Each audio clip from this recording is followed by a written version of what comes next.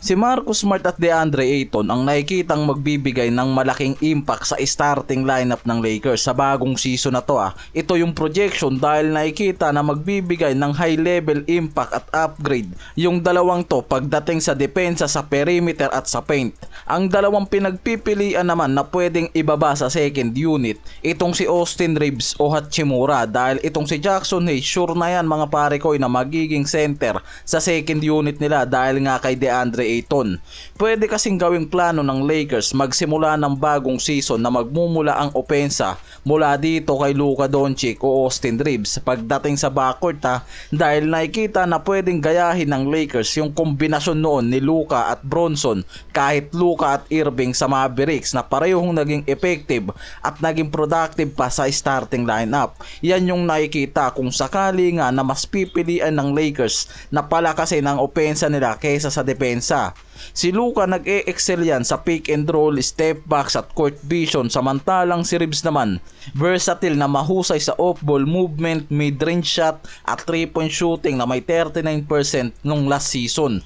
Dahil kung plano ng Lakers na buksan ang bagong season gamit ang backcourt ni Luka at Reeves na nakadesign para sa offense first approach, kung iyan nga mismo yung gagawin ng Lakers magkasabay na Luka at Austin Reeves sa backcourt, mawawalan nga raw ng bisa yung paghabol ng mga to sa pagpapalakas ng defensive depth nila sa nangyaring off-season dahil ang main prior talaga ni Rob Pelinka yung palalimin ang defensive depth nila na magmumula sa starting dahil puno nga naman sila ng elite scorer nung nakaraang season sa starting nila mula sa Big 3 ni Luka, Reeves at Lolo Bron, plus meron pang nakapaloob dyan na forward na si Hachimura na kayang pumuntos din pagdating sa labas.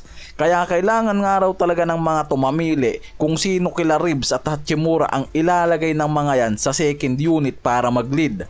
Dahil sa totoo lang, ayon sa mga insider, hindi ganun kasing epektibo ang backcourt ni Luka at Reeves. Perfect pero nga hindi naman nakikita na sobrang solid para sa Lakers gaya ng naging duo nga nitong si Luka at Kyrie nun sa Mavericks dahil kulang ang Lakers sa frontcourt talent at defensive depth. Hindi yung opensa mga pare ko yung pinag-uusapan na hindi effective dyan. Kaya nakikita na mas pwedeng magamit ng Lakers ang duo ni Luka at Smart bilang starting sa regular season. Habang si Reeves naman ang magpapatakbo sa bench na magiging main guard nila pagdating sa opensa. Dahil magkakaroon ng isang scoring engine ng second unit nila dahil mahusay itong si Reeves na magsimula ng offensive flow at magdala ng creative scoring pagdating sa spacing. Ayon naman kay Jovan Buha, may mga insider din kasi na nakikita ngayon na si Reeves pwedeng makakuha ng contract na higit sa 30 million per year sa susunod na summer para sa Lakers. Katulad rin ng inaasahang contract na hahabulin ni Reeves. Itong August ni-report ng ilang executive kasama si Tim Bontemps ng ESPN na possible nga raw talagang makakuha ngayon si Reeves ng 30 million plus deal at mananatili sa Lakers. Parang ang lumalabas ngayon pwedeng tapos na yung mga rumors about sa trade nitong si Reeves. Kaya nakikita na mas magbibigay rin talaga ng malaking impact si Reeves sa Lakers kung gagamitin nila yan para mag-lead sa second unit nila pagdating sa long-term plan at mas i-upgrade nga ng mga to ang offense nila sa Lakers. At itong si Smart yung makakasama ni Luka na mag-uumpisa sa starting nila next season.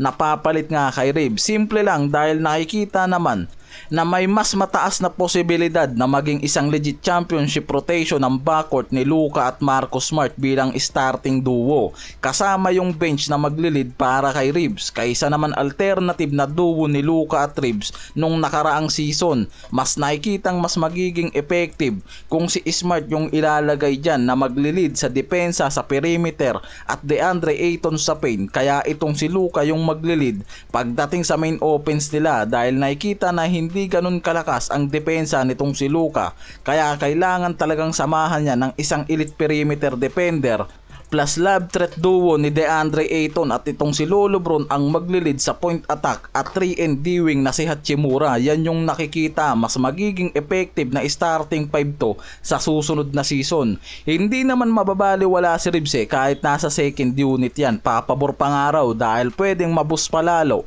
ang pagiging leader niyan at lumabas yung potential niya sa pagiging elite scorer at main core pagdating sa bench.